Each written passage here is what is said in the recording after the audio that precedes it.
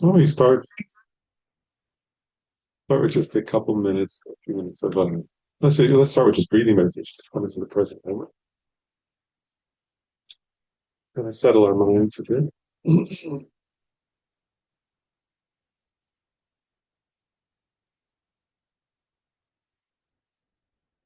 So just bring our attention to the present moment, sensations of the breath,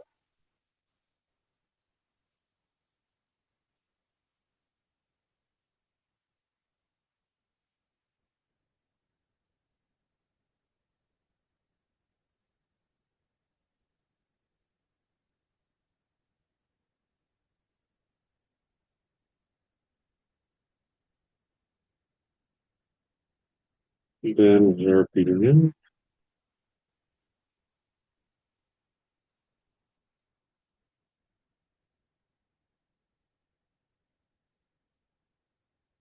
the out breath, aware of the sensations in the present moment, breathing out.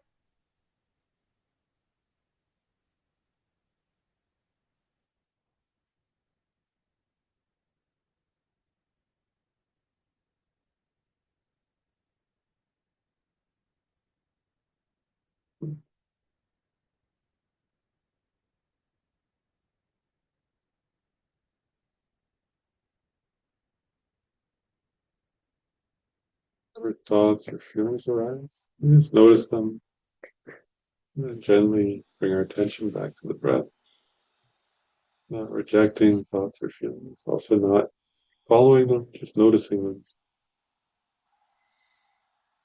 We bring our mindfulness to the body and the breath.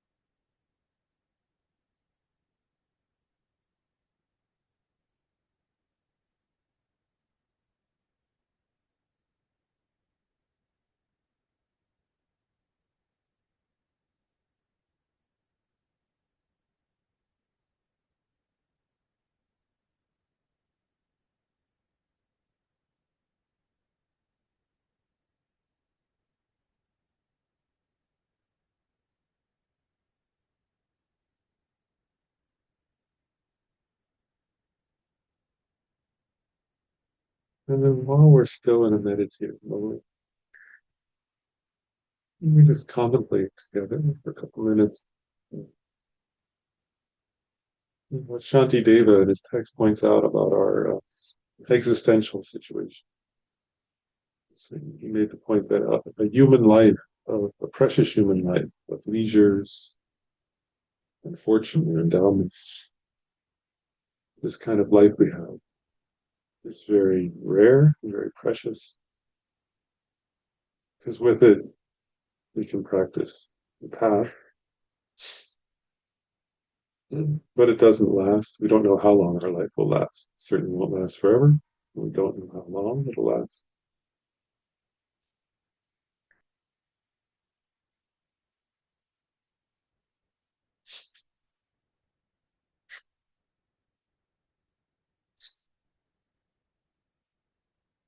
He says, just like a flash of lightning brightly illuminates for an instant within the clouds on a dark night.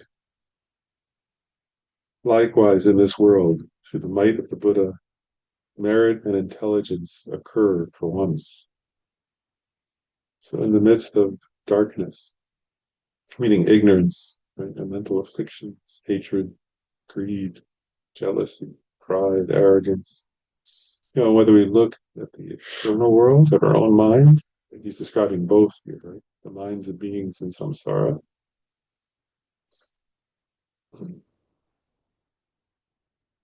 Oftentimes, overcome, overwhelmed by our ignorance, our confusion, greed, or anger.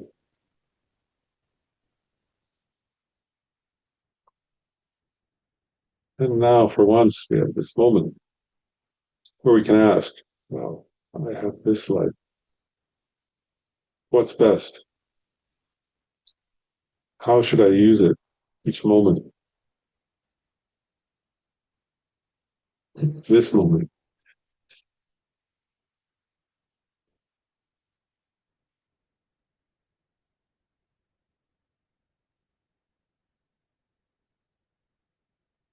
As Shantideva points out, in the midst of such negativity, what's best? Compassion. Bodhicitta. The mind of compassionate bodhicitta. The awakening heart.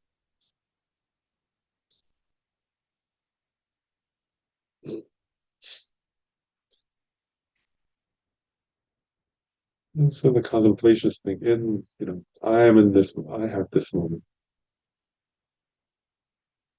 Somehow, like a flash of lightning is briefly illuminating things so I can see. Now is the moment to cultivate love, to cultivate compassion, to cultivate bodhicitta. And then we just briefly can remember the benefits, right? Then bodhicitta, that mind of compassion, will be my guide. It will protect me, will guide me, right? In other words, it will guide me in what to do and what not to do, how to live with compassion. If I cultivate that mind, then that's the essence of the path. And just following that kind of motivation, I'll purify my negative karma. Compassion and bodhicitta is the essence of how to create positive karma. It's the essence of how to help myself, and the essence of how to help others.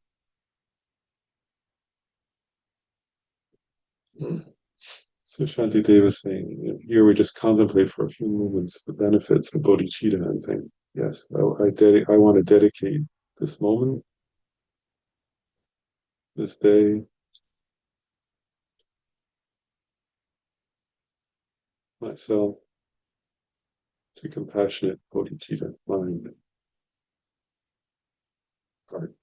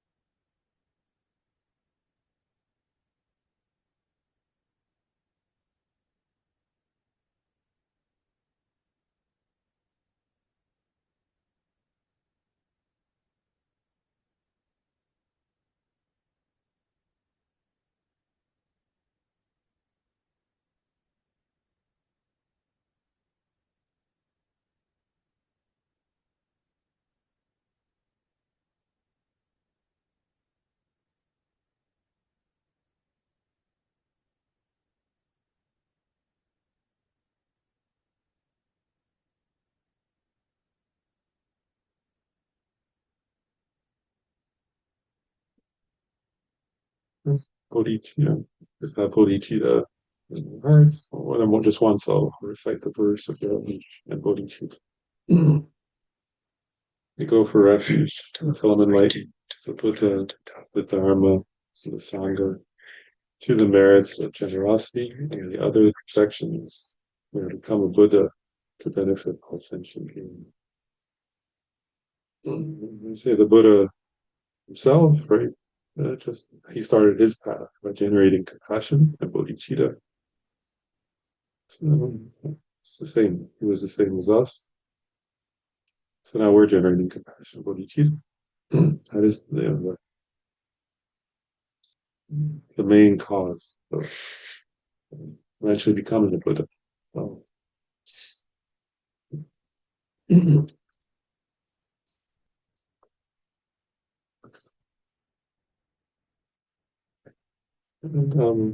we've just been going along Shantideva's text on the second chapter. So, I mentioned this. So we're in this section, uh, where Shantideva is going over they call the seven limbs, which are these seven practices that you do to generate before generating, or when you're in the process of generating bodhicitta, you do these practices. And there were, I'll do a slight aside from the teaching just briefly for a second. Part of what I mentioned last time is if you watch your own mind, right, it's like, what do you think about? What do you ruminate on? What's in your mind? Actually, just we were talking earlier about this monks. I watched a little clip of one of them. He was talking about he started saying, "Oh, when you in your bathroom mirror, right? You clean it or not?" And and if you wait a long time, it gets very dirty. Anyway, it's a traditional metaphor. Actually, it's relevant to what we're talking about right now. Because what he was getting at was what's in your mind. There was, and actually in Buddhism, cleaning, and we're going to get to cleaning in a second anyway, so it's a good introduction. The section we're in is about washing the Buddha. But cleaning is always a metaphor in Buddhism. Like, there was actually a famous story of a guy who actually, like, he was it's funny to get his name now, but he wanted to be a monk and he was very unintelligent. And he came and he would say to the monks, "I want to become enlightened," and the monks were like, I can't remember. They would teach him something, and then like a few hours later, they'd say, "Do you remember what we said?" And he forgot. So like they were very frustrated with him, and they thought it was not suitable. So they were thinking of like saying, maybe go somewhere else, kind of thing. And then the Buddha came along and he said, "What's wrong with you?" You're, to the other monks, "You're making a mistake." And then he taught this monk. He said he gave him a broom, and he taught him to sweep, and he said, as you clean, think you're cleaning your mind, right? And and you're wiping out the dust of the mental afflictions, right? And the stains that's left behind by your mental afflictions. And so the monk just did that, and eventually he achieved liberation from samsara. And so ever since, like, that's been a metaphor in all Buddhist cultures, that cleaning the environment or cleaning anything is cleaning your mind. If any stains are, because in Buddhism the real stains are jealousy, pride, hatred, anger, greed, right? And so anyway, so that's the traditional Buddhist teaching. And so here, what we're doing is, my point is, so these seven, number of points. One is these seven practices. So, instead of thinking about the things we usually think about, which might be like, "Oh God, it's so and so, I want this and I don't want that, I want more of this, I want less of that, and I want it, everything should be the way I want." And, then instead of that, we're focusing on beautiful thought, right? So at one point is compassion and love, right? And then another is, in this, we're just on a section on generosity where you're offering, right? And so we were in a section last time where we were talking about you offer uh, unknown things like the beauty of the sunset. So you think of offering that, in this case, to the Buddha, and you also offer to other beings. Right? But it's cultivating an inner state of generosity, right? And of loving kindness. So and then you offer what you do have, right? And in your mind, you feel, you know, we covered one section where it says even it says, you know, he says his first Shantideva was a monk, so he didn't own anything. So he said, I offer the beauty of the world. And then he said, I offer my body. Right? Because he said, I don't have anything else really except that. And he said, so my body is to serve others and to practice the teachings. It's not for, I don't know, waste, you know, like, but for now I have this body. The purpose of my body is to um, the advice of the Buddha and help others. Right? So he offered his body. Um, And then actually, I'll just pick up where we're at. And now we're at a section where he says now he's going to offer imagined things. And and if you have the text for those who have it, it's chapter 2, verse 10. But so now he's going to offer imagined things. And I want to stop here and say a couple of points. One is it may seem funny, why are you offering imagined things? Right? And one point, actually, my Jimmy Kinsler, my teacher, one of my teachers once said, actually, for beginners, it's better to, he said, for beginners, if you try to offer stuff you have, actually you're so people are so attached that then they'll think, oh, but they didn't do as much for me. And why did I not? You know, I gave this, but then they didn't give me that. He said, eventually, of course, you want to actually offer things. Then he said, but you have to start by cultivating a mind of generosity that enjoys giving. Then, of course, you'll be able to actually give and not feel resentment or not get angry at people. Because, of course, when you try to help people, they may not always say, oh, thank you, you're so wonderful. You know, all kinds of challenges come arise. So he said, so actually, it's good for beginners first to offer imagined things and then build up to imagining, to offering real. And actually, there's a Buddhist teaching where they say Bodhisattvas, you know, they learn to give away everything, but they start with what's easier and then gradually get to what's harder. So the easiest thing is imagine things because we're greedy. Otherwise, it wouldn't be. But and then in this section, the first imagined thing he offers, it says in I'll read one verse and then I'll comment on it. He says, to very sweetly scented bathing chambers with brilliantly sparkling crystal floors and exquisite pillars ablaze with gems, having canopies aglow with pearls. So he's imagining this beautiful bathing chamber, like a spa. These offers of the Buddha. And I want to comment on this because I think actually I was contemplating the section where he's offering a bath to the Buddha. And actually, if you've been to actually, I was thinking about it. I actually looked it up because I've watched in some East Asian and Southeast Asian cultures, they'll have if you like I was there for Vietnamese culture, but also in Thai. But I looked and it's also in Burmese. It's all in throughout all the Southeast Asian and East Asian and Southeast Asian cultures. Well, many of them, most of them at least, that have Buddhism as their religion, which they do. The tradition, religion is a funny word, but their tradition. So that if you watch, there's a tradition you can see in those cultures on certain days. They'll have like a statue of the Buddha as a baby, and then somebody will come out and they'll pour water over the statue. And it's like this ritual, right? And they'll offer flowers and they'll dry the statue, and it's quite touching sometimes to watch. And then in the Tibetan tradition, actually, you can learn to do. I've done it myself, and watched lamas do it. They don't have the statue. They usually, I mean, they sometimes, but more often they'll have like a basin and a mirror, and they'll sort of hold this little ritual mirror, like where you can see the reflection of the Buddha in the mirror, and then they'll pour from a ritual vase water on the mirror while reciting certain prayers. And sometimes you'll see like lamas do that. And if you ask them to like go purify a place, they'll do this bathing ritual to the Buddha, and it's quite, you know, they'll do this thing. So they'll use a mirror image of the image of Buddha in a mirror, which is reminding them that even the Buddha appears through dependent causes and conditions and doesn't exist inherently. So it's a reminder of that. So in each Buddhist culture, though, there are these traditions of offering bath to the Buddha. And then, and now I'm gonna go off and just get on a little tangent here because I was thinking about this and I've seen it done many times in different cultures. And then I paused and I thought, the image of the baby Buddha is interesting because I thought, what an intimate thing. Like, in other words, who do you ever offer a bath to, right? Your baby, right? Maybe an elder parent who's dying, maybe a lover, but only the people you're most intimate with. Is my point, right? People you're very, very close to ordinarily. And it's a very unusual, close thing to do, right? And people feel like, some people feel very like, oh wow, people, people say if they're injured, right? Oh, it's very like uneasy to have somebody offer a bath, right?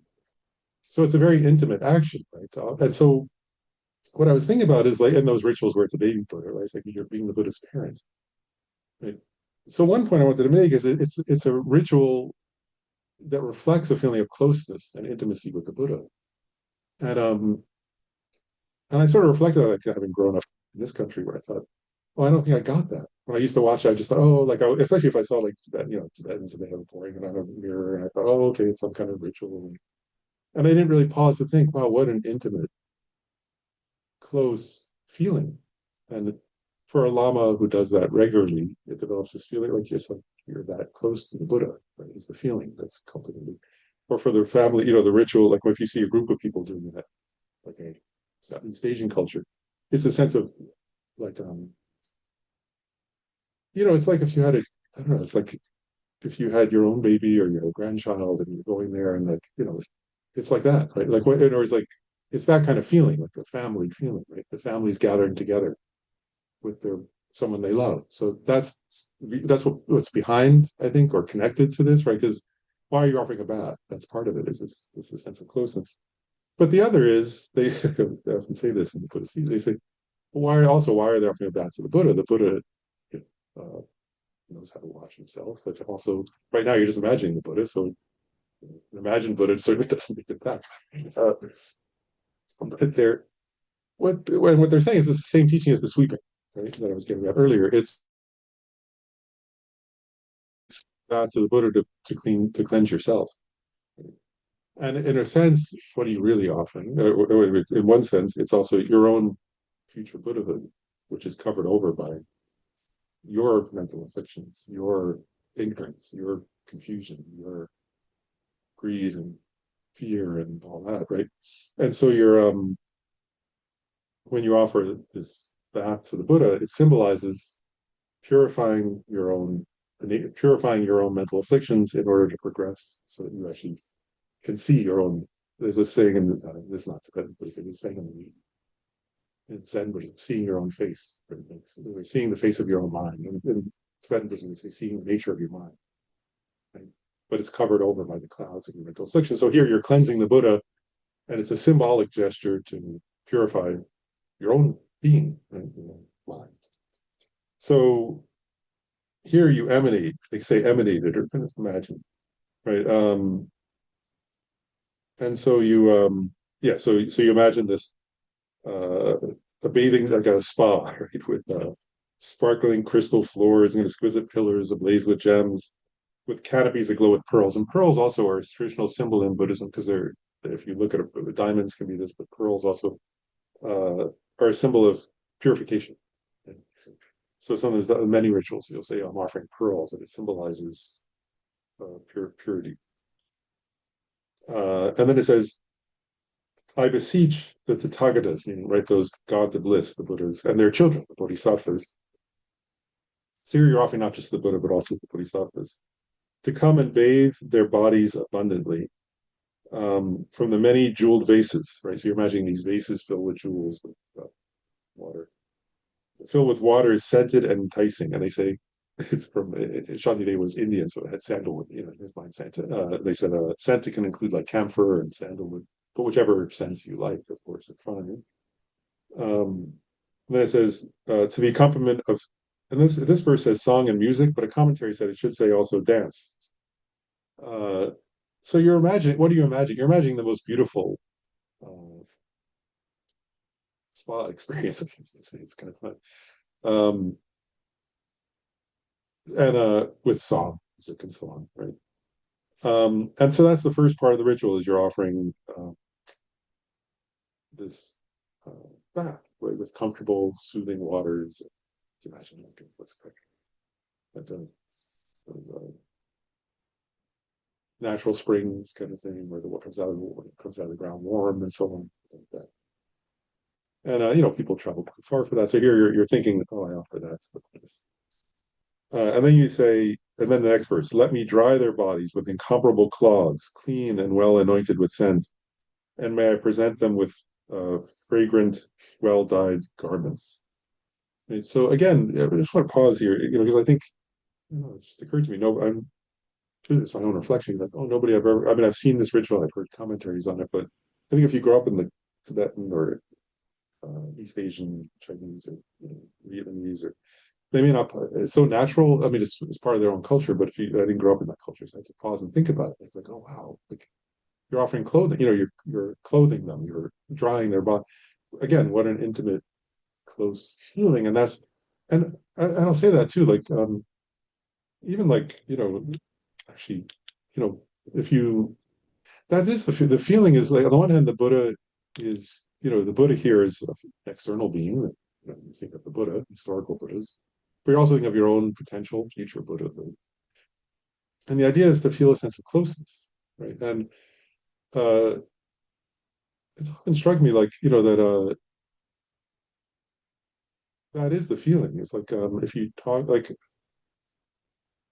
if you talk with like elder monks, like it's interesting, right? The feeling is like Tara is like their mom, Tara Buddha Tara is like their mother, and like this, or the Avalokiteshvara is like their father, something like that. That's the feeling there. And so it really is that kind of feeling that you're cultivating to the Buddha and to your own Buddha nature. Here. And then it says, manifold, you're offering manifold, thin and soft clothes, adorned with hundreds uh, of this and that, various, I guess you'd say, supreme ornaments. Um, to the Aryas, Samantabhadra, Manjushri, Avalokiteshvara, and so forth. So these are bodhisattvas you're offering to.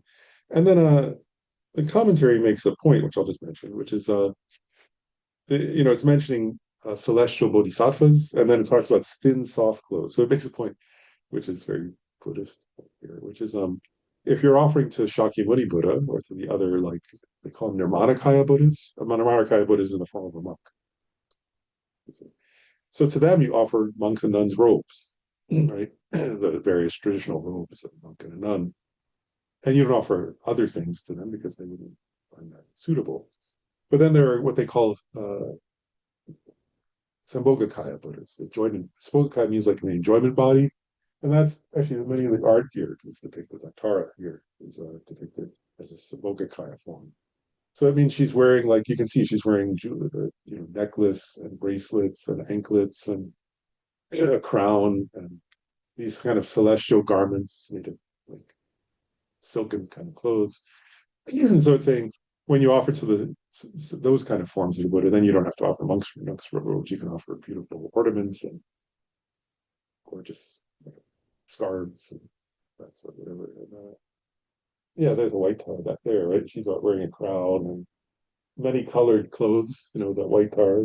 She's a long life form of Tara who grants long life, and she's wearing like she's sitting on a lotus and wearing this beautiful clothing. So here to those kinds of bodhisattvas who are not ordained, you can offer uh, jewelry and again a pause there, right?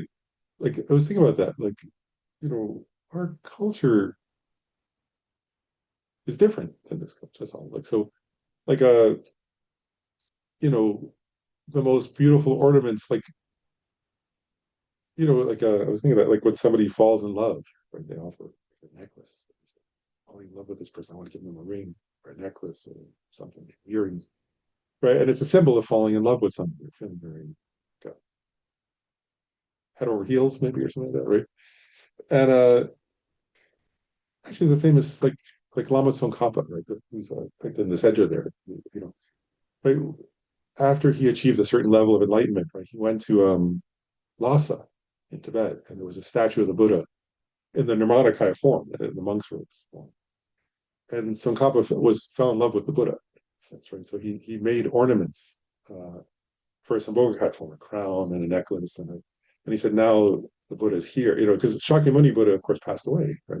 So he's not here. So Tsongkhapa had this symbolic gesture. He said, the Sambhogakaya form never dies; it remains forever. And he fell in love with the Buddha. He didn't say it that way, but I'm saying it that way, And then he felt the Buddha is here, present, and so he offered the Sambhogakaya ornaments to that statue And ever since that statue in Lhasa, the central statue of Lhasa in the center of Tibet, has been in the Sambhogakaya form with these jewels, and it symbolizes, on the one hand, the love for that Buddha, right, and the other is that the Buddha is present. Uh, and was word not remote but imminent, present in the culture. And so I was just thinking about that, right? When you offer jewels, right, it's a symbol of your affection for the Buddha, and it's anyway, it's an interesting, right? Like it's also what you value, right? And there's actually it's kind of funny, right? You when you value some, and actually with it's to whom you value, right? To your own, like if somebody says, "Oh, I'm going to give my," it might be say something, or it might be like somebody says, "Oh, I'm to their daughter, right? They're having some kind of family heirloom or something." Uh, and not that they don't, they do that, of course, in Buddhist cultures, but there's this sense of always of also offering that to the Buddha. Buddhas. And it's a reflection of the closeness. Then it says, like polishing pure refined gold, I anoint the bodies of the lords of subduers, meaning the Buddhas, that blaze with the choicest perfumes, whose fragrances permeate throughout the billion worlds. Oh, and when they were teaching on this, actually, I'll just go ahead. I left something else. I'll just say it. They also, so those, you get my main, but then there's another point that one commentary said, which was there's also the symbolic in terms of karma, right? So there's a kind of karmic resonance or karmic effect of these offerings, you could say. And so I said like cleaning symbolizes like the karma for purification. So then offering clothing, they actually said like traditionally clothing can reflect like, well covering yourself, like modesty. And I say so there's a karmic seed for morality in offering clothing to the Buddha. Then the karma of offering ornaments is to have the beautiful body of the Buddha, the kind of yeah the the beautiful body of the Buddha. And I'll say actually the with the major and minor marks they call it. And I'm doing this a lot today. I'll just say one quick comment. I remember once when the Dalai Lama, somebody actually in the teachings they say one of the qualities of Buddha is to be attractive people. And it means, and actually I thought, oh, it's hard to understand that as an American because when we say attractive, we mean like um, usually we mean like something sexual, and it's also associated, I guess, with selling things nowadays, isn't it? Like or advertising. Oh, this person's attractive, and they're going to be in an ad or something. Um, and in Buddhism, that's not what they mean. They mean like actually, I was thinking when I saw the picture of that monk who's on the wall, I thought, oh, he's very like he's pleasing to look at, like you're happy to see it. There's something about his face where you think, oh, I'd like that. That's nice to see this person. That's what they're talking about. Is like to have that kind of, and they say that. And so one time the Dalai Lama said, they said, oh, well, you come back as a woman, and he said, yes, I'd come back as an attractive woman. And they said, oh, you're being sexist. He's like, he didn't understand what they were talking about actually, because he was like, well, he said, aren't I an attractive man? He got like, and they were looking at him like, well, you're not sexy. You're not like you're attractive. I don't. But it's like it's a different culture. You got in Buddhism, what they mean is like that you want to hear like they also have an attractive voice. It means like you want to hear the person, you want to see them, you want to be close to them. But it doesn't have this sexual connotation that it usually would have in our culture. It's just a difference. So it means having that kind of body. When you offer the ornaments, it's having this body that in the future of life you'll have a body that where beings feel attracted to your heart. Actually, it's really important. And then yeah, something like that. And then it says and to the highest objects of giving, the Lord of subduers, meaning again the Buddha, I offer in all the enchanting, sweet-smelling flowers, such as mandara, lotus, and utpala, beautiful, well-arranged garments. So there you can elaborate, right? They're giving examples of some. I mean, Shantideva, so he was Indian, so he's giving examples of flowers like the lotus and the utpala that were common in India. Utpala is like a blue lotus. Um, but you can elaborate and offer, all the different. We know additional kinds of flowers. So, and again, I just want to pause there. Like, do you get the feeling like, on the one hand, this is a way of creating good karma, but actually, what does that mean, right? And part of what you're getting at here is like it is a practice, right?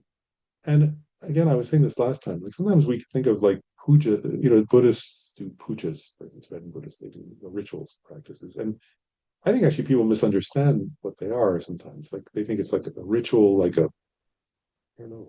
The word ritual maybe is kind of weird. I'm not sure, but anyway, the idea here is this: is like it's having a certain kind of mind. Does that make sense? Like we're I'm gonna say it there. I'm trying to like oftentimes, like if people read the news, right, then what's in their mind? Right? It's this sense of like a darkness and hatred and fear, right? Because what do you read about? You read about places where there's war, mostly, right? That's the first headline usually is war or conflict, right? Or something connected to, actually, it's usually connected lately to hatred, isn't it? If you read the news, whatever the story is, and then occasionally it's greed or desire. It's all usually, I mean, hatred is usually the first headline, and then the second would be something connected to greed or attachment. What's self-righteous? Self-righteous hatred. Oh yeah. That comes after. Yeah. And so then actually, yeah, this is what this is getting at in a way, right? And then if you read that in the morning, right, that's what your mind is on, right? Is a world of self-righteous hatred and greed or and um and so when you think like I sometimes think people misunderstand, like in Buddhism, right, in a Buddhist practice, a Buddhist practitioner, when they wake up in the morning, they don't read the news, right? They think I'm offering the most beautiful flowers to the Buddha and a bathing chamber, whatever it might be. These are, I mean, this is an example, right? And what they're saying is, right, that's these are symbols of love, right?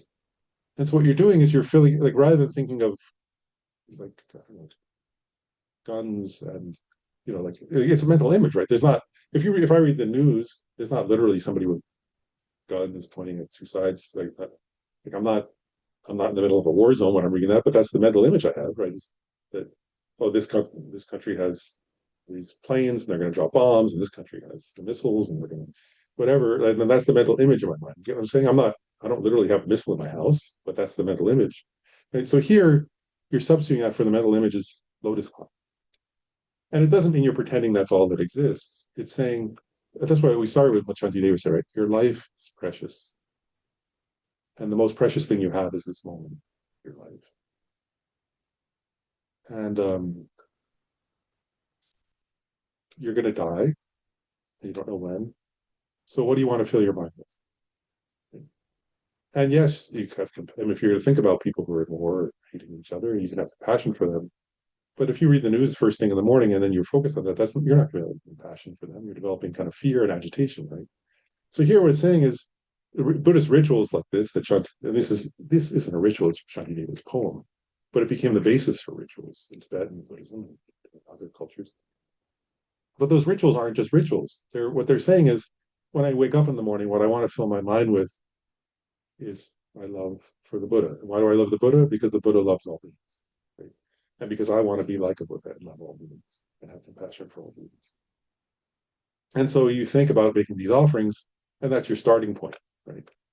Because that creates, and what's Shantideva doing here? I said this last class. This is a preliminary to generating bodhicitta yourself, right? So you have to, and remember I told that point that when Atisha, people wanted to take the bodhisattva, the bodhisattva vow from Atisha. And Atisha said, first you have to make offerings, create a beautiful space. Because not for me, but because bodhicitta is the most precious thing. Right? And then the space wasn't beautiful enough. So he said, you're not ready yet for the bodhisattva. You need to create a very beautiful space, and then they created this very beautiful, and then he gave the bodhisattva. And, Atisha, I mean, he was a monk who didn't care about, he wasn't somebody who was, I mean, he traveled all over the world. He walked, he traveled to Indonesia. He walked all the way to south. He walked from northern India to southern India, and then took a boat to Indonesia, and then was an immigrant in Indonesia to study Buddhism. He wasn't somebody attached to stuff. Is my point. He walked to Tibet and was, had to walk over the Himalayas. It was bodhicitta was precious, right? So anyway, my point here is you're creating a mental environment that's auspicious for bodhicitta. Does that make sense? That's what this is. You're saying this is the kind of inner space in which bodhicitta can grow. That's what his thing. So then I'll just go through. So he says, I offer clouds of incense whose pervasive sweet aroma steals away the mind. Right, beautiful incense. And incense usually is they sometimes talk about this. Incense is a symbol also of ethics.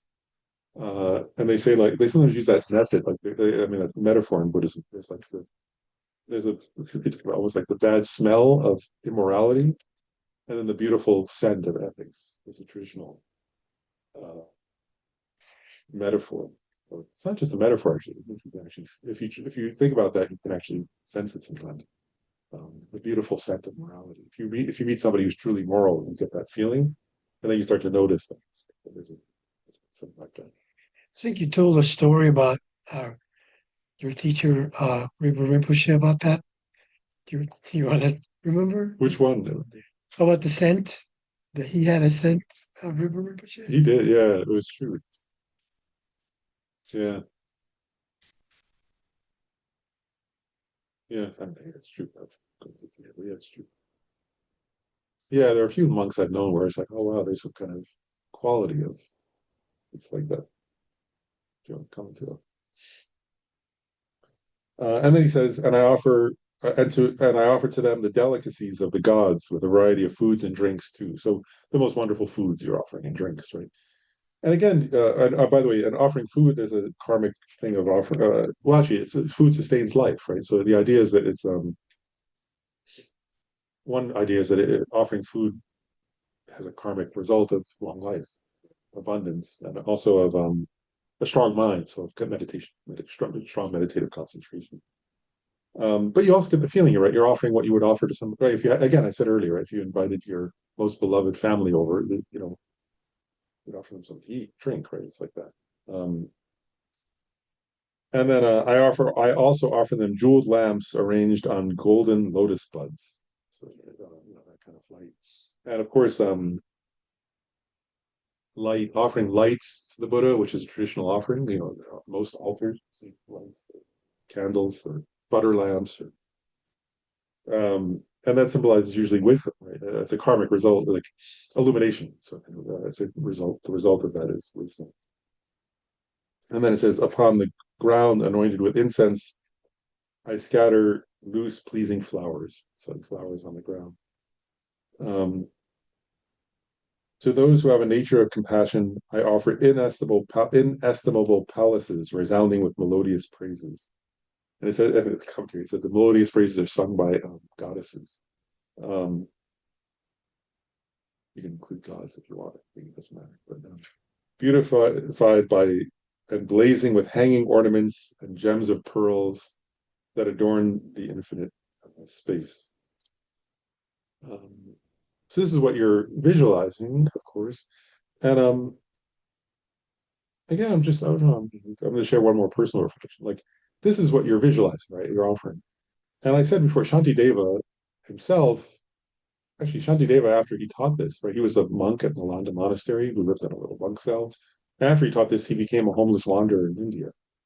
And he wandered around India as a monk, a homeless monk, right? Um, but I just want to chat. Have you had this experience? I guess I'm just asking, I've had this experience many times, and not just with monks, but with other people also. Where like, I'm curious if you had, like, I've had the experience of both sides. Like, I've had the experience of being in very lavish settings that felt, and I've also had the experience, and I'm not putting, I've also had the opposite. They're nice, but I mean, just I've had that. But also, have you had the opposite, where in other words, even in a very humble setting, that it feels like this? Where you're in a humble setting, the place itself is very simple, maybe, but it feels like radiant, like the most beautiful palace. Um, and it's because it's a place filled with love, actually, right? And do you get the point here? I mean, he's offering this to the Buddhas, but he's also creating an inner space that's like that. And so if you offer this, right, the idea is that you're creating an inner space like that. So wherever you are, whether you're, um, in a lavish setting or in a very humble setting, you're creating an inner space to offer with others like this. Does that make sense? And that's the kind of, so I think what Shantideva is getting at is he's trying to offer this space. And I think Shantideva, wherever he went, right? He was a homeless wanderer in India. And I think whoever he met on the road or wherever, or someplace, if they actually interact with him, they start to feel, right? Oh wow, I'm in a palace. Um, I'm sure you've had that experience, right? I thought that recently. I was thinking my grandparents was long passed away, and I was like, oh, their house felt like this beautiful palace. And then I thought back, and I was like, it's kind of a little. It was like it was actually kind of not a little two-bedroom place. Uh, I was like, oh, that doesn't seem possible. It seems like it was this beautiful. I was sleeping in the middle of the foyer, kind of, the roll-out bed, but it was like it felt very spacious and very beautiful and very rich. And I was like, because it was filled with love, at least all the time, every day. So it was like that's a mundane example. I'm sure you've offered them, but like here, you're trying to be that for others. Does that make sense? And Shantideva was that for others. And then he says, "Eternally shall I offer to the Lord of Subduers jeweled parasols with golden handles." Parasol. Well, of course, you know what a parasol is, like an umbrella. But in Buddhism, well, one is you'll sometimes see, right? They'll hold parasols over, like a monk will hold a parasol over their teacher, or they'll sometimes have a parasol over the Buddha statue or something. But a parasol, in case you don't know, it's a symbol in Buddhism, because like an umbrella stops you from being hit by the rain, obviously, or by the sun, right? Sometimes the sun is too hot, right? So a parasol protects you. And so it's a symbol of compassion, wishing that beings would not be struck by suffering. In a sense, like in Buddhism, that when you offer the parasol, I think of a parasol, it's a symbol of, may I be like a parasol, protecting beings from the heat of hatred or the rain of misery or whatever like that. And then it says, with pleasing ornaments embellishing the rims, standing upright, their shapes beautiful to behold. Besides those, my collections of offerings resounding with sweet, pleasant music, clouds that appease the suffering of beings remain individually. So he's still doing these imagined offerings, right? And I'll say one more thing, right? Like, you know, we when we have, I said earlier, right? If I give the example of the weapons, if you wake up, and I guess I'll just point out, if you live in a psychological world like that, then you create a world like that.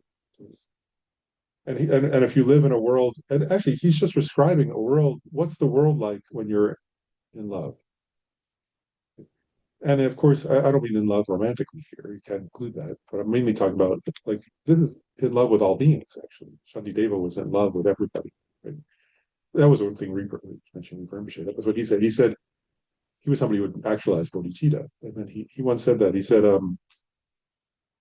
when you come, he said the sign of having had success in generating bodhicitta is as soon as you meet anybody, even whether they're a stranger or somebody being rude to you, if the immediate spontaneous feeling you have is this is who I exist for, this is the person that I'm trying to become enlightened for, this is the person I want to help, this is the person I want to lead to every happiness. And he said, every time you meet somebody, if that's the first feeling you have, then you've actualized bodhicitta.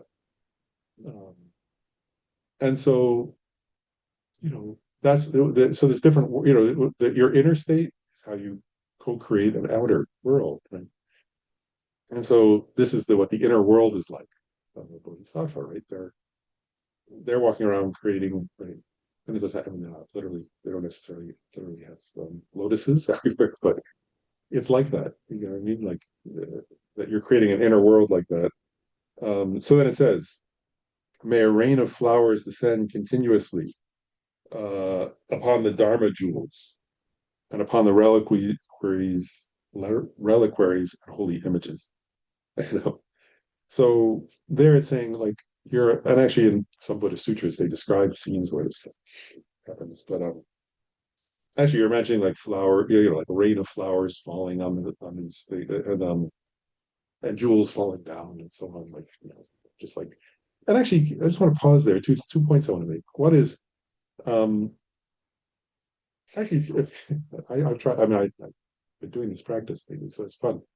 I just point out like try it for a second. Imagine a world, right, where I'm going to start with the gems, right? He says gems, gems, all that. So I want to ask you this, just everybody. Imagine for a moment a world where diamonds, rubies, pearls, sapphires, emeralds, and so on, all these precious gems are just falling everywhere and laying around. Like they're just laying out in the grass, in the forest, the sidewalk. There's like not where somebody not where it would hurt somebody or they would trip, but just like maybe on the side, so that people can walk comfortably. But there's also diamonds and rubies, sapphires everywhere.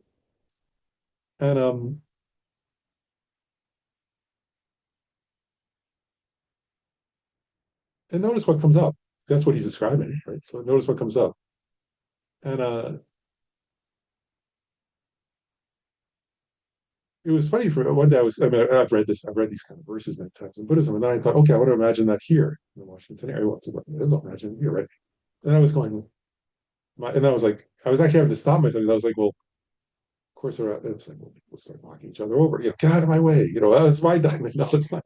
And I was like, of course, like people were gonna, sometimes that would happen, right? And I was thinking, oh, that's missing the point, isn't it? Like that was my own side. I was getting at is like, oh, I grew up in a culture where that's my psychology is influenced, and that was helpful to see. Again, I was like going, oh, I'm missing the point, right? And like I was, I was raised in a culture, right, where like the idea was, you know, you know, actually, I was thinking that like, well, actually, Bob Thurman said that, right? In America, it's a cliche, right? There's no free lunch. He said, of course, Buddhism is founded on the idea of a free lunch. Right? And monasticism, like the Buddha himself, right, said, in India, that was the premise, right? If you became a monk or a nun, you wouldn't work, and then people would offer you a free lunch. So, like the very premise of how Buddhism formed initially was you became a monk and nun, and people would offer you lunch for free so that you could spend your life cultivating goodness with an idea that that benefited the society as a whole. Right? And so everybody would participate in that. And I was like, so this is getting at a different kind of worldview, right? A worldview that's not based in greed, but based in limitless giving. Um, I was talking to one day to Tifton Children, who founded Stravasti Abbey in Washington State, and she said she was like harsh on one. She said, "We don't charge for anything. I'm very against Dharma centers that charge." She was like very strong on that point. And she was saying like people can come here and if they want to stay, they can stay for free. They want to do a retreat here, they can do it for free. All the Dharma teachings are free. All the materials are free. And then she said, because we're cultivating a culture grounded in mutual generosity. And then she said, then people give enough, we survive. We have enough. She's all, they're nuns. And she said, then people give enough because they recognize, well, I want to, and like she said, like somebody comes along and says, well, I want to offer, you know, potatoes or whatever it might be. They see the nuns and they feel, I want to give them something. And she said, that's a different world, right? We're creating a world in our nunnery that's mutual generosity. Nobody charges for anything here. I was like, oh, that's Buddhist. That's hard line love, hard line on love, right? Hard line on general. Um, anyway, so here you're offering like that rains of flowers and rains of jewels. Yeah. This is just a thought that I haven't completely formulated or not, but when you mentioned all the different specific gems in their natural state, nobody would know what they are. They look like rocks, but the Buddha would know exactly what they're, I mean, they're not cut, they're not cut and polished and all that sort of stuff, and no idea what they are. So it's kind of interesting that the Buddha would absolutely know what they are and see the beauty inside of them. Reminds me of that putting like oily rags on top of the Buddha statue. Yeah, the teaching of Buddha nature. Yeah, yeah. That's exactly right. And I won't go into detail on this, but in the commentary it says the Dharma jewels here means there it means like the teachings of the Buddha, right? And then there's a commentary that says there are 12 types of Buddhist teachings, and the list of them. The sutras are one of the 12, but there are others like poems and prophecies and aphorisms and so on. Then the reliquaries, those are stupas, the Buddhist stupas, those like reliquaries. That's a stupa there. I thought I was recently thinking of course in Buddhist cultures and countries there are many stupas. And I looked it up, but one day there's stupas now there are a number of them in the US, but I was checking, I think there's, I was trying to think if there's like a freestanding stupa anywhere in Virginia. I think there's like one somewhere, but there aren't many. And then holy images is like statues and paintings of the Buddha. Um, if we had a bigger center, one outside, but no outdoor space. So.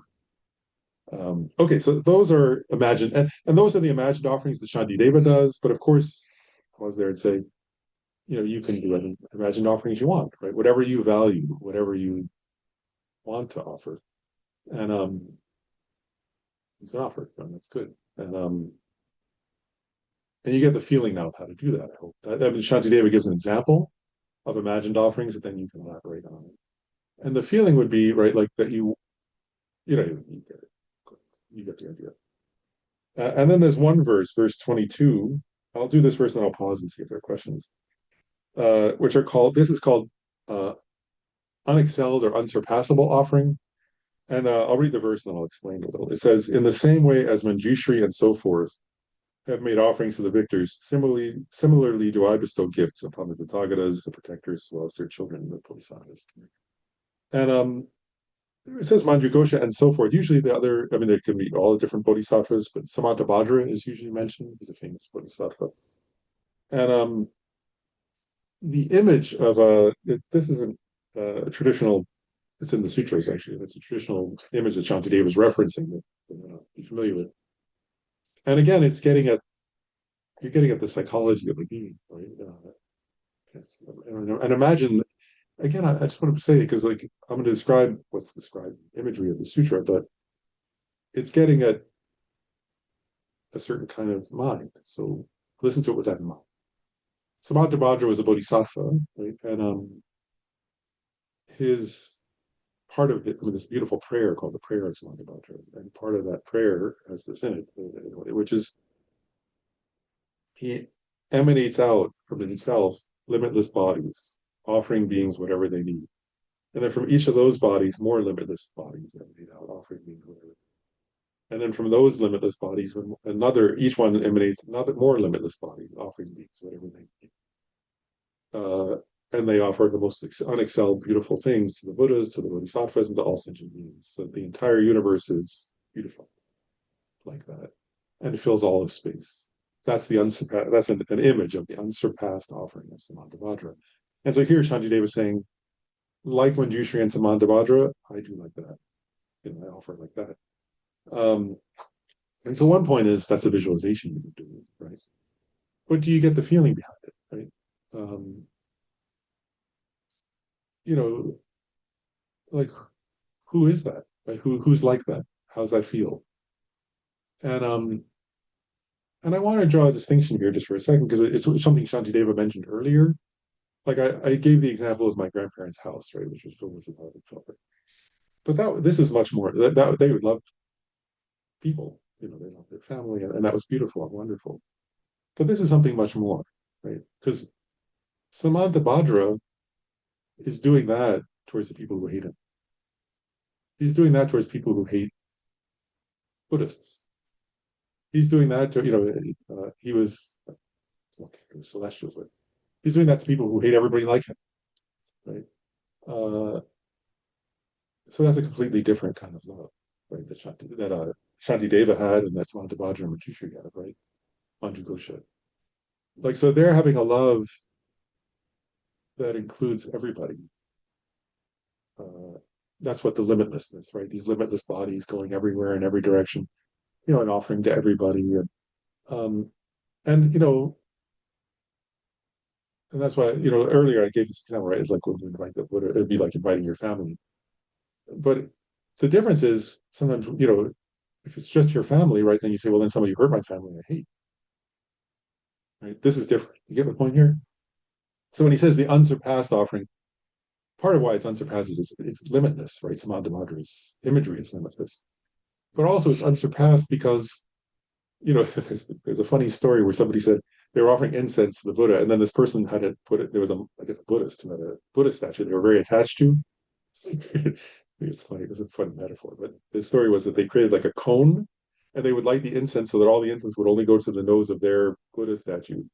And then, of course, afterwards, their Buddha statue had like a discolored nose because all the incense accumulated like resin on their nose, and then the nose was discolored, and then the Buddha statue didn't look as good as the other Buddha statue because they had done this comb. And it was a metaphor. Maybe it would be happen, but it was a metaphor for don't do it like that. Right? Like that's not the right way to make offerings. Uh, it's a mistaken approach. And Samantabhadra cuts against that. And we all have and part of that story, is like creating knows, but we're a little like that, right? Like I want to offer to the one I like, to my person or to my, we do that with we always have like us and them, right? My group or my family or my religion or my Buddha. I like this Buddha, not this Buddha, so I don't care. Anyway, it's silly. But here, what it's getting at is, right, Samantabhadra offerings create that for every being, right? For the being who's you don't know, for the being who's not like you, for the being who's most against you, you're equally offering it to them. That's unsurpassed offering of Samantabhadra included, right? It's a limitless number of bodies. And what you're imagining actually there also is offering those bodies offered to all the Buddhas and Bodhisattvas. But you can actually imagine that also, that those bodies show up in front of, like, somebody who, if they saw you, would hate you. And so it shows up however they need to see something and loves them and helps them, right? And that's part of Samantabhadra's approach, is like this infinite love for all beings. Anyway, you get the point. So you see why he's including that as a different kind of offering, right? Okay. So and that actually I was saying these are 7 limbs, right? So that ends the section on offerings.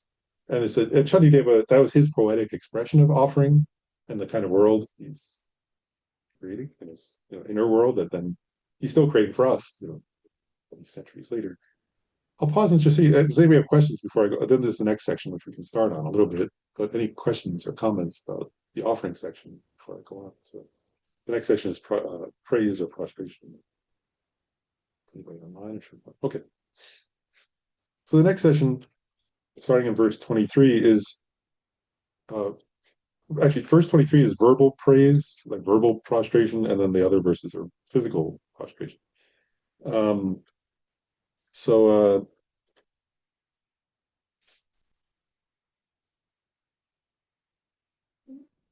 well, I'll read the first verse and then I'll say something and then I'll go into it. So it says, I usually eulogize the oceans of excellent qualities. So the excellent qualities there, right? I mean, first of all, I'm eulogizing the Buddhas and Bodhisattvas. What are their excellent qualities? Love, compassion, wisdom, patience, generosity, and so on, right? So I eulogize or I praise those with oceans of branches of melodious praise. And that means words, right? We're making melodious means like singing, right? When I'm singing words praising the qualities of the Buddha. May these clouds of pleasant eulogy certainly arise always to them everywhere. Right? So here you're praising the qualities of the Buddhas and Bodhisattvas. And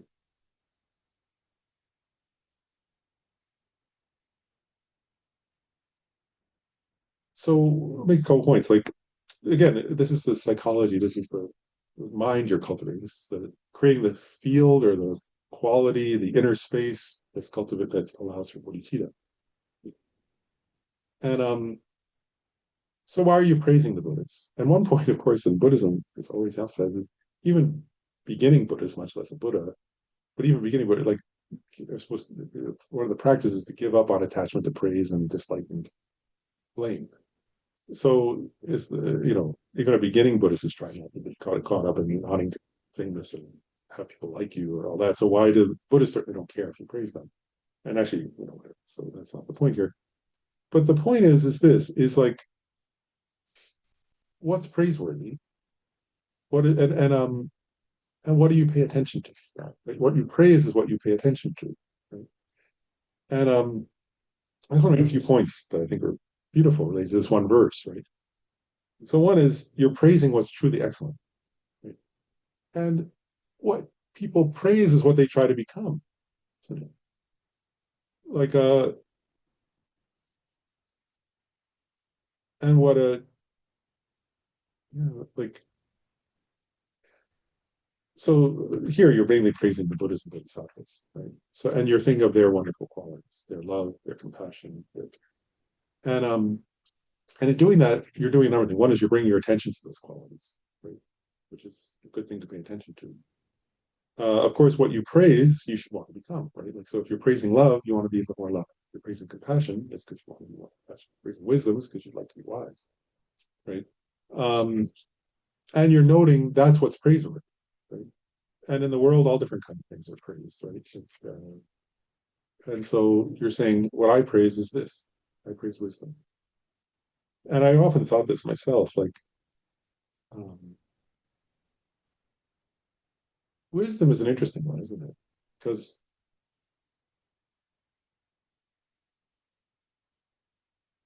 I grew up in, at least the culture I grew up in, the context I grew up in, I don't think that was ever mentioned. I mean, I knew the word wisdom somehow, but, and like images of wisdom, like who's wise? You know, I remember I thought like, that was my, actually, to be honest, that was why I got interested in Buddhism. I was a teenager and I thought, that was my question. I thought, who in the world is wise? I had never met somebody that was wise. So I wanted to find out. So I started looking around, going, what would wisdom look like? What would that be?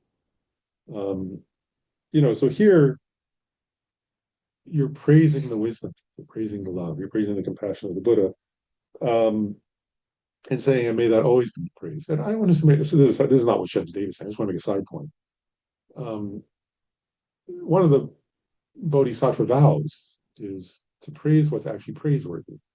So what that's saying is a practice, actually, is, you know, they actually say Bodhisattvas, if you see somebody doing something loving or wise or kind, uh, say something nice, say something good about it, because that's not done enough. Right? Too much attention is given to what's not actually, it doesn't have any value. And so you have the, you know, one thing you can control is what you pay attention to. You know, and you can control what you praise. So if you see somebody being, you know, this is Bodhisattva training to praise that, to say, that's wonderful. Thanks for doing that. I appreciate you doing it. And I think it's wonderful you're doing it. And that's a practice, right? That makes the world better. And so every time you see somebody doing something kind or wise or patient, and you say, wow, patience is beautiful. Thanks for making the world a more patient place. You're making the world a better place by just doing that. Does that make sense? So it's a practice to do, and you can do it with the Buddhas and Bodhisattvas, or you can do it with your friends, neighbors, and family. But to praise what's praiseworthy is a practice of the Bodhisattvas. um, and it's saying, you know, and may such praise always arise everywhere. Well, at least you can control the part that you don't control by doing that. And then it says, with bodies as numerous as all the atoms within the field or in the universe, you could say, I bow with my body to all the Buddhas and 3 times to the Dharma and the Supreme Community. So here, you know, there's a famous Buddhist gesture like this, right? Or there's the actual acts of prostrate. And there's like there are many different kinds of, right? There's like bows or prostrations. In Tibetan tradition, which comes from India, there's a practice of the 5-part prostration where you touch your knees, your hands, and your head to the ground, whereas a full body prostration where you kind of lay down on the ground. And the idea there is you one point is, I said this last time, prostration in Tibetan means like, it's that word is chak sel, which like chak is mudra, like mudra, you know. And they often say that the supreme mudra is to realize the nature of your own mind, right? Mahamudra, the great mudra, is a realization of emptiness, the empty ultimate nature of your own mind. But when you prostrate to the Buddha, you're wishing to achieve that inner state that the Buddha achieved. That's one point. Actually, I will share a story, but and this prostration also, like again, it can seem ritualized or something. But I remember, I'll share a story now. One time I was about Rebirth. Actually, I was going. Rebirth had cancer when he was here at one point when he was dying, and I would take him to the oncology appointments and to chemotherapy. And one day, Lama Zopa Rinpoche, who was the founder, one of the co-founders of FKMT, this organization, came to stay with me to go see Rebirth Rinpoche. So I took him to the hospital. He was at Fair Oaks Hospital right nearby. And so I thought it was funny. So Rinpa Rinpoche was somebody else that I usually would bring Rinpa Rinpoche to the appointment, but somebody else had to bring him to the appointment. So he was already there because I had to pick up on his Rinpoche. I just had to bring him there. And so we walk into the oncology ward and we walk into the room, and of course Rinpa Rinpoche's an old monk sitting there with, hooked up to an IV, getting chemotherapy. And there's all the, the nurses, it's normal, what looks like an oncology ward. And Lama Zorbashe walked in. As soon as you turn the corner, as soon as you there's a door, right? So as soon as he turned the door and saw Rinpa Rinpoche, he threw himself on the floor, completely like this, like holding, not holding, but his feet, his hands right near Rinpa Rinpoche's feet. And I remember just looking. I remember looking at the nurses, the patients, and then looking at Lama Zorbashe and realizing he knew what Rinpa Rinpoche's heart was. It was a heart of bodhicitta, right? Like he was the one who said, when I see a stranger, he didn't say when I see, he said, if you see a stranger or an enemy, you have to immediately feel this is the one I love so much, who I want to lead to enlightenment. Even the person who's trying to harm you, when you have that all the time, wherever you meet, you become a bodhisattva. Lama Zorbashe knew that was his heart. So as soon as he saw him, it was a spontaneous outpouring of devotion of that what's in your heart is so beautiful, right? That he fell at his feet. So that's the prostration. Does that make sense? That's what's getting gotten at here. It's that kind of wow, awe, an awe at such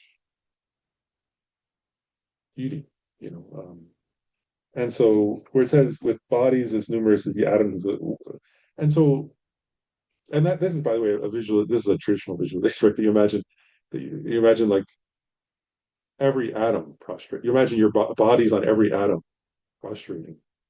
You get the feeling that, again, I sometimes think we can get confused, because, and that's also in Samantabhadra's prayer. That's an image on every atom of every field. There's a body, and every body, and I'm feeling every planet with bodies prostrating. It's this beautiful imagery, and it is. You could visualize it, right? But I think the visualization is probably less important than the feeling, right? The feeling is that heart, that kind of bodhicitta, right? That love, that compassion, is so beautiful that the entire world, the entire universe, every atom would want to prostrate to it. Does that make sense? Like all the atoms of my body, all the atoms of the universe, because that's what's the most beautiful thing in the universe: is love, is wisdom, is compassion. And then he says, I pay homage to the basis of the mind of enlightenment, the basis of bodhicitta, to all the supports of offering, to the abbots, the masters, and to all the holders of supreme conduct. So I wanted to look in the commentary because I was this line, I pay homage to the basis of bodhicitta. I said, well, what's the basis of bodhicitta? And then there were different commentators gave different glosses on that phrasing, basis of bodhicitta, basis of mind. So I'll start with my own favorite, and then I'll say the others. There are many different. One abbot named Drukpa Gyaltsen, in his commentary, said, well, the basis of bodhicitta is compassion. Any compassion. Bodhicitta is a unique form of compassion that embraces all beings and wishes to achieve enlightenment to benefit them. But any compassion is the basis from which bodhicitta starts. So he said, so here, his way of interpreting this line is, I pay homage to compassion, right? Because compassion is wonderful. And when I read that, I thought of the some people online have studied this. There's a famous text by Chandrakirti, great Indian master Chandrakirti, on emptiness, called the Majjhimaka Avatara, and it starts with the line, I pay homage to compassion, which is important at the beginning, important in the middle, and important at the end, or essential in the beginning, essential. And he makes the point, he says, the path to Buddhahood begins at the beginning with compassion. In the middle, it's all compassion. It's growing compassion. It's extending compassion. And in the end, the Buddha isn't a Buddha without limitless compassion. So it's essential in the beginning, the middle, and the path. So when I read Drukpa Gyaltsen's commentary, I thought, well, that fits with what Chandrakirti was saying, is that compassion is the basis. So Chandrakirti pays homage to compassion. That's his beginning of his text.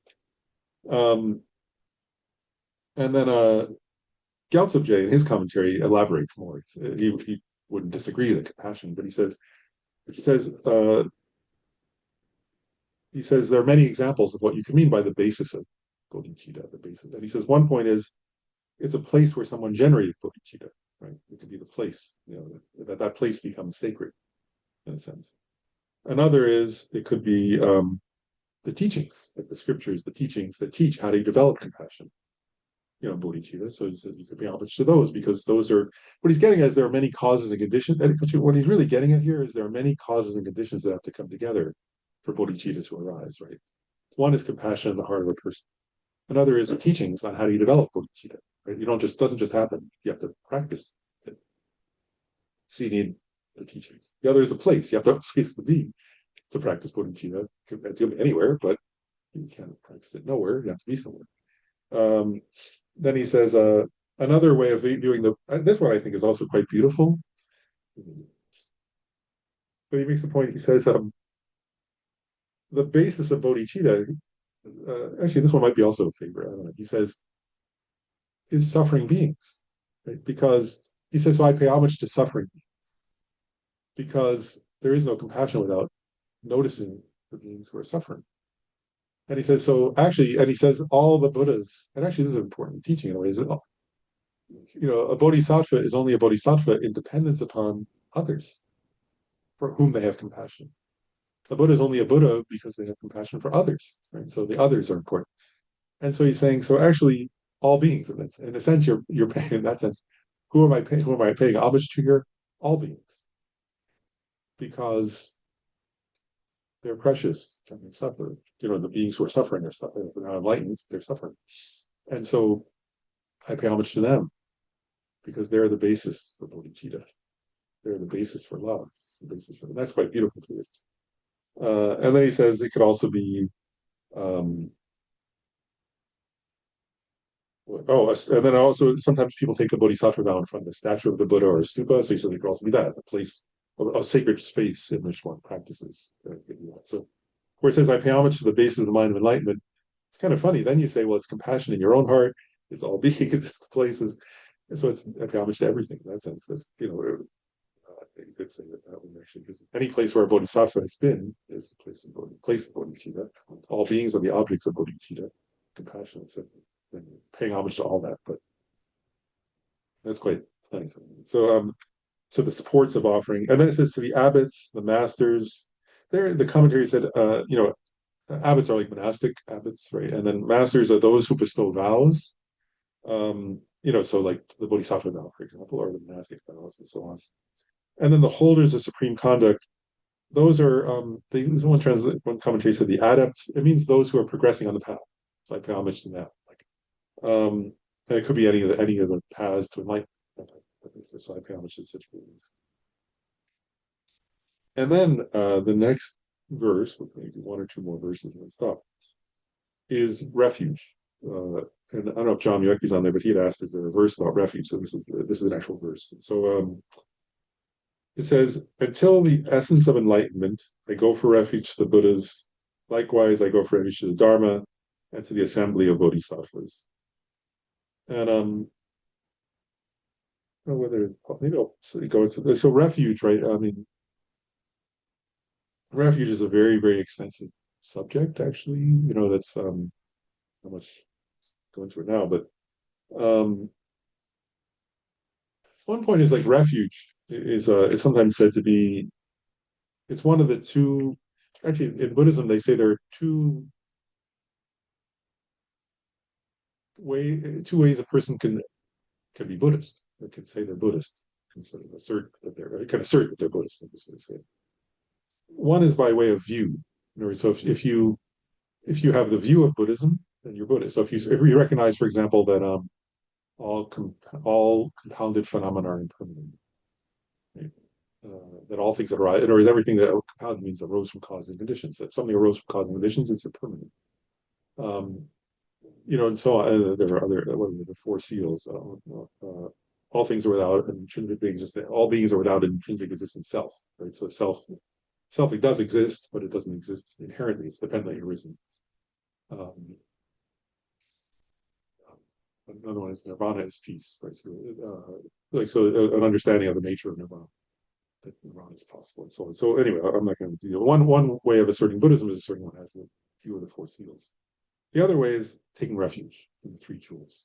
And so that's what's being gotten at here, the refuge in the three jewels. And so what is refuge actually? And sometimes they say something which I think that takes a lot of thought. But in general, refuge, they say refuge is a mind, is an inner state of oneself of, they sometimes say, put it very simply, but I'll elaborate in a second, fear and faith. So what does that mean though? And because I think that can be confusing. Fear here means I'm going to present it a little bit in connection with the Four Noble Truths. The first noble truth is the truth of suffering, and the second is the truth of the cause of suffering. Right?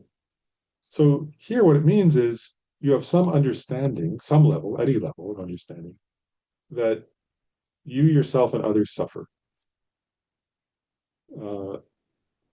which is not too hard to figure out. There are many kinds of suffering, and there are various on the nature. There are different teachings in Buddhism on analyzing the nature of suffering and what is suffering. Different kinds of suffering. Because sometimes what we call happiness is also a kind of suffering. Is one point. We can all recognize, for example, that like everybody kind of recognizes certain things are suffering. Right? Like, so if you're very sick, that's not hard to figure out. It's painful.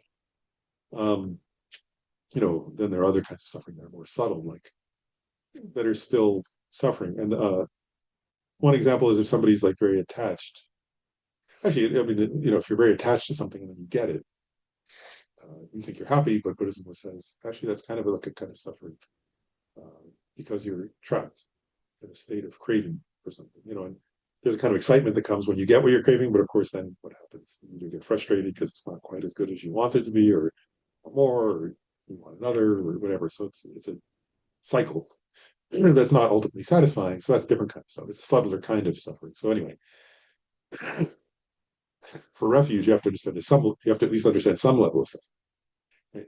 And that there's a cause of suffering, right? And that suffering somehow is connected to some process you're caught up in. Right? And then, so that's the fear part. And fear can be fear. I don't know. Fear might be a funny word, but it means like you're concerned. Like I don't want to keep suffering. Right? And then also it could be for others. I don't want others to keep. It could just be for refuge. Could also just be for yourself. Like I'm tired of suffering. I'm caught up in some cycles that could make me suffer, and I want to be free from that. Or it could also be I'm noticing others are caught with cycles of suffering, and I'd like to help them be free. Either one is acceptable basis for refuge. Here it's the self and others, because it's Shantideva's text, so it's Bodhisattva. Right, so that's why he says the way it's written. Until the essence of enlightenment, that implies it's for others. And so here one is concerned about the suffering of oneself and others. And then, they use this, sometimes the translators use the word faith, which I don't like actually, the word choice. I don't think it's quite, I think it's tricky. But I think faith implies something that could be confusing in English, depending on your cultural background. But here what's being gotten at is really the last two of the Four Noble Truths. In other words, that there's a way to, because one of the third noble truth is there's an end to suffering, and the fourth is there's a path to the end of suffering. Right? That's the four. Those are the last two. So for refuge, there's some idea that some understanding. Again, I'm saying some idea because you don't have to have a very precise idea to take refuge. There are very precise levels of understanding, but for refuge, it could be, doesn't have to be perfect. You just have to have some understanding that, wow, it's possible to be free from something. And then here the idea is, I have some idea that there's a path, right, to a practice, a way of being free from suffering. And so I want to rely on that. Does that make sense? And that's refuge, actually. I want to turn to that. I want to turn to the path. So then it says the three jewels, right, are the Buddha. So the Buddha is, and oftentimes in refuge teachings, they say, they use this metaphor, the Buddha is like the doctor, the Dharma is like the actual medicine, and the Sangha is like the nurses to care for you. And so the idea here is that you recognize that if I want to follow the path, the Buddha is the teacher of that path, right? The Dharma is the actual practices that you engage in, and the Sangha are like monks and nuns, or it could be other practitioners, but people who help them. practice because I can't do it all alone. I need some support, some help. And so when you, so I mean, so what I mean when I said fear and faith, it could seem a little confusing. It means like I understand suffering for myself and others, and I'm tired of it. I want to be liberated from it. I want others to be helped to be liberated from it. And then there's some idea, refuge means I'm turning to something. I'm turning towards a path, towards the Dharma. And, Dharma is a Sanskrit word, right? That can mean truth, or it can mean path, a way, or it can mean, so it can be translated various ways, but it does mean things. But here it means like the path, a path, and a path in Buddhism is an inner state, right? A path doesn't something external. A path is a path of the mind, a path of the heart, a path of inner training. So here the verse of refuge means, so it's a Mahayana version of Bodhisattva version. So it means until I become enlightened, right? Until the essence of enlightenment, I go for refuge to the Buddhas, right, taught the path. Likewise, I go for refuge to the Dharma, which is the actual practice I'm engaged in, and to the assembly of bodhisattvas, like those who are following, those who are like that, like Chief Bodhicitta, who could inspire me and help me and support me, and so on. So, and that's part of the. And last thing I'll say is, these verses are leading up to this whole chapter is leading up to chapter 3, which is where you can take the Bodhisattva vow. And one point they make is that refuge also in Buddhism is what I said, it's kind of an entryway for somebody who wants to say, "Oh, Buddhist, they take refuge." So one way to take, which is taking refuge, which again, it's like funny. It's not like some. I think sometimes people think it. I don't know. It's like I don't know. We say the word religion, and I think that's probably confusing. Religion is a Western term, and that we sort of try to categorize something like Buddhism as, but I don't know. It's a little confusing to me after all these years. I thought I was religious studies teacher, double major undergraduate, one of them was religious studies. But I'm not sure, Buddhism is and isn't a religion. It's not exactly the same thing, as what was originally meant by the word religion. And so being Buddhist, just means like, in this context, right? What does that mean? It means I recognize suffering. I don't want to suffer. And I want to follow a path to be liberated from suffering. And it's a path. And so I'm having some level of understanding. Well, I think the Buddha achieved some kind of state that I don't fully understand. Maybe if I'm a beginner, but that is a liberation, and I want to try that. I want to try that out. I want to try to practice that.